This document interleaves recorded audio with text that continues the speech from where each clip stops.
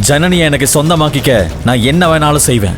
Devil Yuvraj உலகிலேயே மிகப்பெரிய கோடீஸ்வர தொழிலதிபர்களில் ஒருவனான யுவராஜின் பார்வை இப்போது அவனின் சொந்த தங்கை காவியாவின் தோழியான ஜனனியின் மீது விழுந்தது. ஒரு நாள் ஜனனியும் காவியாவும் யுவராஜின் ஆபீஸ் தோட்டத்து செடிகளுக்கு தண்ணீர் ஊற்றிக் கொண்டிருந்தனர். அப்போது அங்கிருந்த சிசிடிவி கேமராவில் ஜனனியின் பார்வை பட்டது. ஹே காவியா, எனக்கு ஒரு விஷயம் சொல்லு. உன் அண்ணன் ஆபீஸ்ல ஏன் இத்தனை சிசிடிவி கேமரா இருக்கு? அதுவா, என் யுவராஜ் அண்ணாவோட லாக்கர்ல நிறைய பணமும் டைமண்ட்ஸும் இருக்கு. அதனால அதோட சேஃப்டிக்காக யுவராஜ் அது எல்லாத்தையும் அவன் இங்கதான் பத்திரப்படுத்தி வச்சிருக்கான். அவ்வளோ ஏன், அந்த ரூமுக்கு போக அப்பா அம்மாக்கு கூட பெர்மிஷன் இல்லைன்னா பாத்துக்கோ. ஏன் அப்பா அம்மாவுக்கே பெர்மிஷன் இல்லையா? அப்போ அங்க சீக்கிரட்டா ஏதோ இருக்குன்னு அர்த்தம் என்று தனக்குள் கூறிய ஜனனி காவியா தோட்டத்தில் உள்ள செடிகளுக்கு தண்ணீர் ஊற்றிக் கொண்டிருக்கும் போது தன்னை யாரும் கவனிக்காத வகையில் யுவராஜின் அந்த ரகசிய அறைக்குள் பதுங்கி சென்றாள்.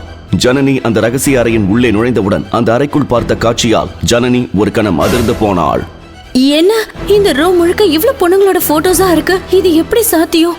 நான் இப்ப என்ன பார்த்தேன்? என்னால அதை சுத்தமா நம்ப முடியல. பின் ஜனனி அங்கிருந்த கம்ப்யூட்டரில் சிசிடிவி காட்சிகளை பார்த்தபோது அந்த வீடியோக்களை பார்த்த அடுத்த நொடியே அவளின் வாய் அதிர்ச்சியில் பிளந்தது. என்னது, இந்த வீடியோல நான் பாக்குறது உண்மையா? யுவராஜ் ஏன் இப்படி எல்லாம் செய்யறாரு என்று அந்த சிசிடிவி வீடியோவை பார்க்க ஜனனி அதிர்ச்சியில் உறைந்து போனாள். அப்போது அலுவலகத்திற்கு ஏதோ வேலையாக வந்த யுவராஜ் திடீரென்று தன் சீக்கிரட் ரூமில் இருந்த ஜனனியை அங்கேயே கையும் களவுமாக பிடித்தான். ஜனனி, நீயா என்று யுவராஜ் ஒரு ரகசியத்தை கூற ஜனனியின் தலையில் இடி விழுந்தது போலானது. ஜனனி பேரதிர்ச்சி அடையும் அளவிற்கு யுவராஜ் அவளிடம் என்ன ரகசியம் கோரினான்? அந்த சிசிடிவி வீடியோவில் என்ன இருந்தது? ஜனனி எதை கண்டு அதிர்ச்சி அடைந்தாள்? டெவில் யுவராஜ் இப்போது ஜனனியை என்ன செய்ய போகிறான்? மேலும் தெரிந்து கொள்ள உடனே பாக்கெட் FM டவுன்லோட் செய்து கேளுங்கள். Dear devil.